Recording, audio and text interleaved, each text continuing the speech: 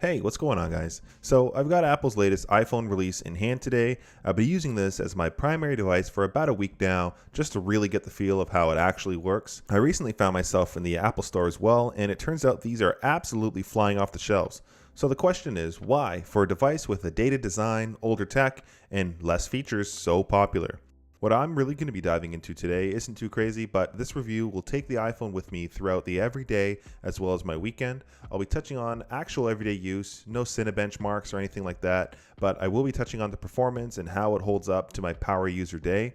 Of course, the size, look, and feel are important, and we can't forget about the fan favorites, the battery, and camera.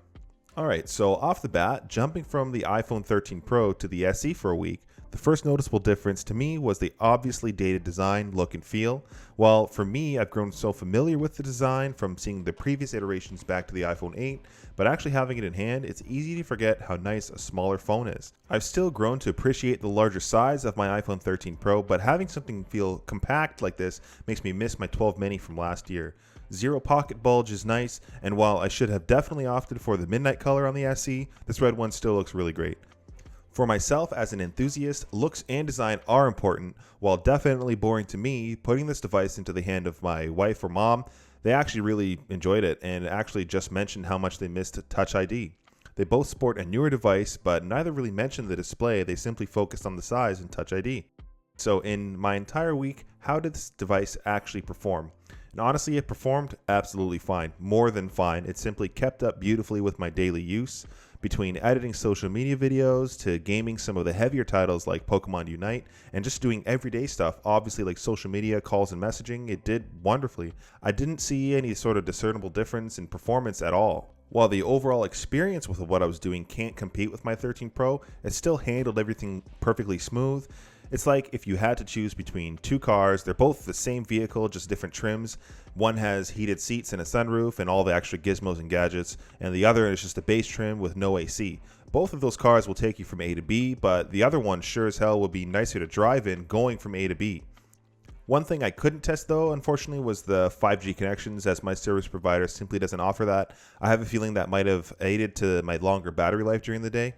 Outside of that, briefly, this phone has the same A15 chip as my iPhone 13 Pro, a dated and reliable 12 megapixel camera, Touch ID of course, and water and dust resistance, as well as a measly 64 gigs of storage. That as a baseline is an absolute crime. The Goldilocks amount would have easily been 128 gigs. I will mention at the baseline I did have to delete a bunch of stuff I usually keep on my phone, such as my Apple Music library, just to make space for video footage. So the photos coming out of this camera are fine, nothing amazing really, but they are consistent and reliable like I mentioned. Of course, compared to my 13 Pro, I can't say it really competes, but within its price range, this device does really well. I assume that's because of the A15 chip inside working overdrive on the processing, but the 12 megapixel snapper from years ago still maintains a good photo overall. Now, what really punches above its weight class is the video footage coming out of this device. Something wild I hadn't quite expected was the 4K footage. I was actually impressed enough by the footage that I actually went ahead and shot my entire iPad Air 5 review video with the iPhone SE, which I'm currently editing, and it really does look great. But to see the quality of that camera shine through, you kind of got to be looking at it from a different display. The 720p display on the iPhone SE, again, is a little dated. For the display, again, as an enthusiast, it was a hard switch from the iPhone 13 Pro, but after about 3 days, you sort of forget about the OLED and the 120Hz perfection that is the newest Androids and iPhones. This does have an LCD display compared to OLED, so there's a huge noticeable difference when it comes to darker darks, and it's doubtful you'll ever really be comparing these side to side, but for me, it was noticeable. For everyone else, though, the display, again, it's fine. My wife has my old 12 mini from last year, and really she couldn't quite tell the difference between the screen on that versus the SE. But apart from that, it does get plenty bright. I went out of my way to use this outside and didn't really have much visibility issues, although having this device at full brightness while I was outside did take a noticeable toll on the battery. I will mention that by the end of the day as a power user, I actually ended up with about 10 to 15% battery left, which was actually rather shocking. Now for myself, I am always within arm's reach of a charger, whether it be wireless or a lightning cable or even in my car, but I did go out of my way to try and use none of those chargers during my day. If I was able to end off with that much battery by end of day, an average user should probably have no issues.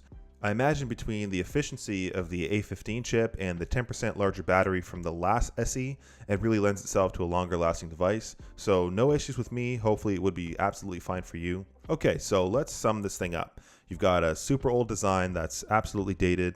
You've got reliable photos and great video. You've got a decent battery life and a powerhouse of a chip. So who is this thing really geared towards?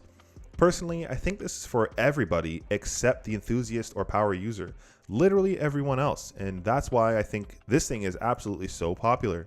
As a techie who loves all things tech in and out, we scrutinize over the small iterative updates and Geekbench scores, but honestly, the average user just wants an affordable iPhone that works and works well. This device as well will probably get software updates for the next 7 to 8 years. Looking at the iPhone 6s, that device is on iOS 15, which is crazy. So with the power in the SE 2022, this is definitely well future-proofed. This is for the everyday person who doesn't care about the latest or greatest, but wants an iPhone. It's for the teenagers who are getting their first phone perhaps, or the grandparents who want to upgrade to FaceTime. While it's not for me, this is definitely the most popular iPhone of the year for sure, and it doesn't need all the gizmos and gadgets to achieve that. Well, anyways, that's been it. Thanks for watching. Until next time.